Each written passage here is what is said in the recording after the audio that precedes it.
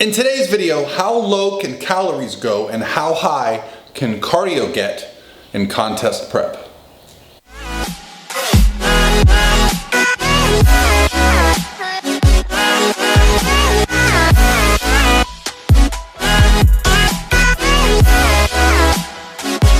All by myself.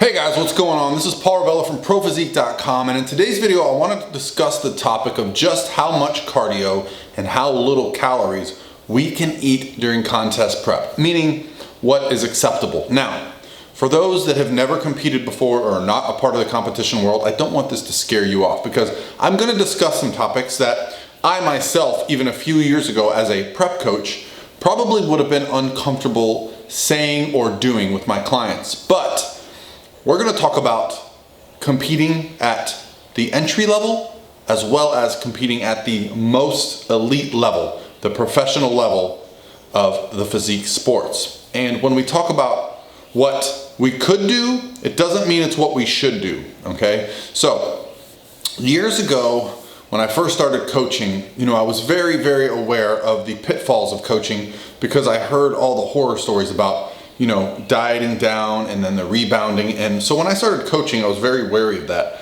to the point where I probably didn't push my athletes hard enough because I was so worried about the repercussions of being a bad coach or putting someone in a bad situation. So I would internalize my decisions and not share that with my clients. I would say, okay, this is what we're gonna do, and we're not gonna really go past that. Now, what were the basements that I used to have?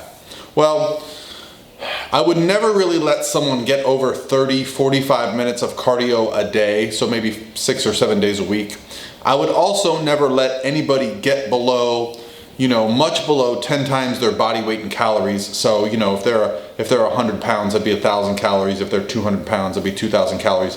Those would be my numbers. Anytime carbs would get, in the 60 to 70 range for a female, I would never let fats get below 35, 40.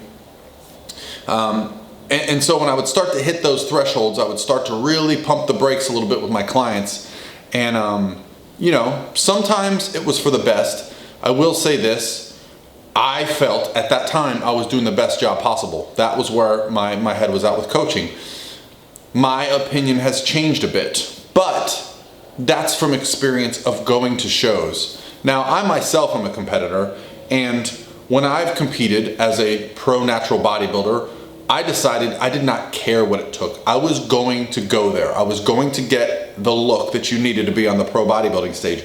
That was an extreme amount of cardio and extremely low calories. I definitely got below 10 times my body weight in calories, and I definitely was doing, at times more than 45 minutes a day.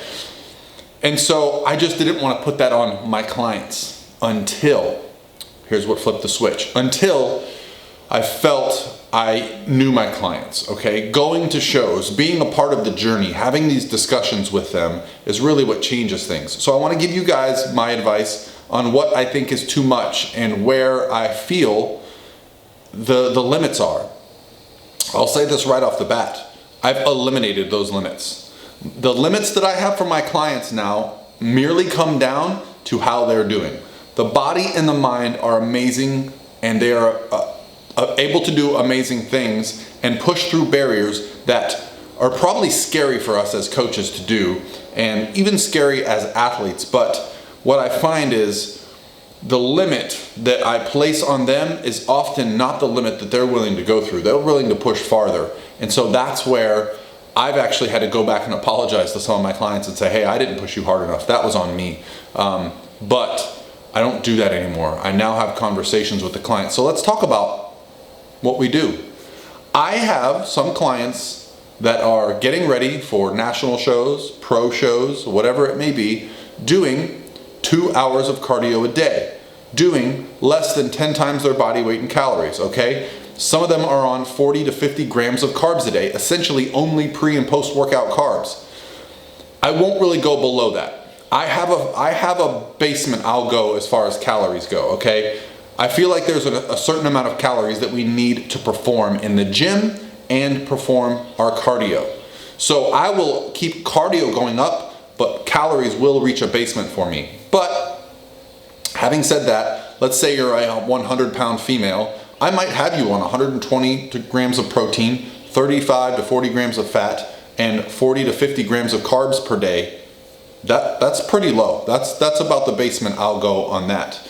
At the same time, at the same show 2 weeks ago, I had a client who was doing, let's say, 2 hours of cardio a week and eating 225 to 300 grams of carbs a day. So what the important thing to notice is here is that it's what works for you. Don't compare yourself to what other people are doing on Instagram or on YouTube. You are you. You are an entity of yourself, and you need to pay attention to what's working for you. If you are stalled and stuck and you're doing a certain amount of cardio and a certain amount of calories and you want to get to an elite level past where you're at now, you're probably going to have to make that change. You're probably going to have to go through the comfort zone, the comfort level, and get to places. I've had people do 2-hour sessions of cardio a day, an hour in the morning, an hour at night, right? And I might even have them do more if it's necessary. Now, this is a very short period of time, and we're also going to talk about how they're feeling almost daily, when they need a break, okay? Do we have time for a diet break? Do we have time to pull back some cardio? Towards the end of prep, I like to do things like push really hard, then back off for a couple days, then push really hard, then back off for a couple days. So yes, we will go there. Yes, likely, since you're asking, this was a question I got on my Instagram direct message, which I'll post here. If you're asking what the basement is, you're probably not there yet, okay? And we can do things like consecutive day refeeds, taking 2 or 3 days off of training and cardio, making sure we're caught up on our sleep.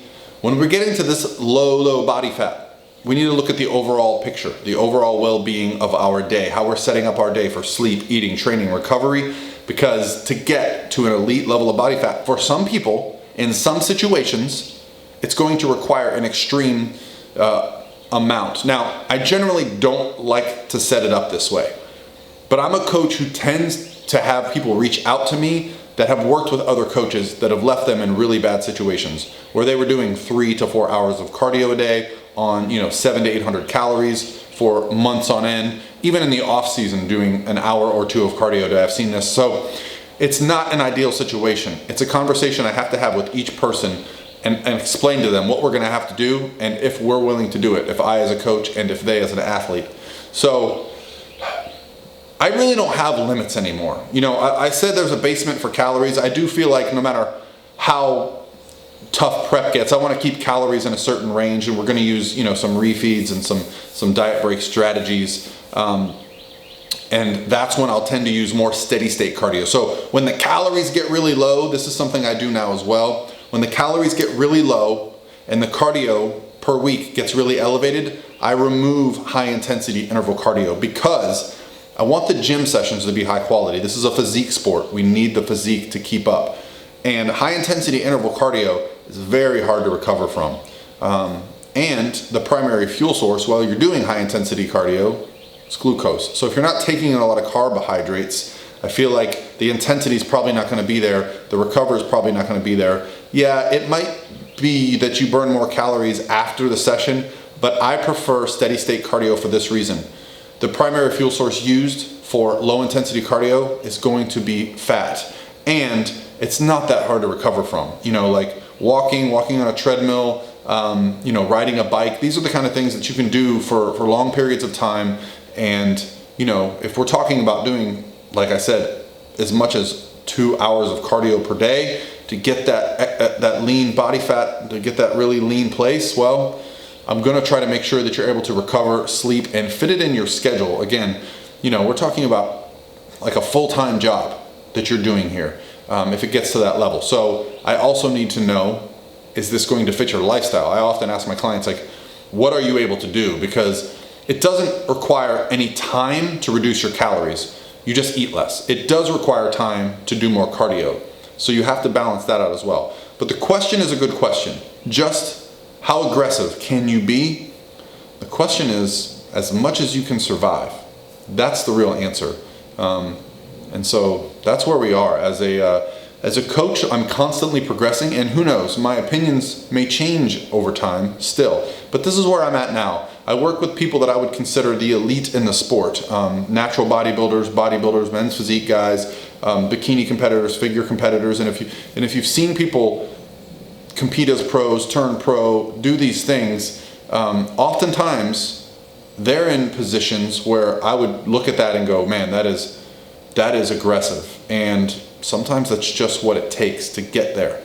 So yeah, depending on your situation, I thank you for the great question, but don't be willing to push too hard. I know a lot of us fear metabolic damage, but you know what? As long as you're educated, as long as you're aware that there is some adaptations that your body's going to go through, as long as you understand that you're going to have to pay attention to the post-show rebound and be aware that it's going to take your body a while to come back out of it, I think that is going to make the opposite part of the process that much better. I think in years past, we just really didn't understand. We would push really hard and then just go crazy when the show was over, the competition was over. Now we at least understand that there needs to be an intelligent approach. Yeah, I really think it's important that we're there now. So I think we can push even harder understanding that. We can get to a place where, quote unquote, scary stuff might happen. But that's what your competition is going to do. And if, in the end, if you want to be the best, you're probably going to have to do things that other people aren't willing to do to get there. All right, guys, that's going to be it for me today. It's Sunday, and I had some awesome competitors compete yesterday, so I'm kind of fired up about this topic, so I wanted to get this out today. The wife is due any day now, so might have a lapse in video, so I want to get them out while I can. All right, guys, have an awesome Sunday, and I'll talk to you tomorrow.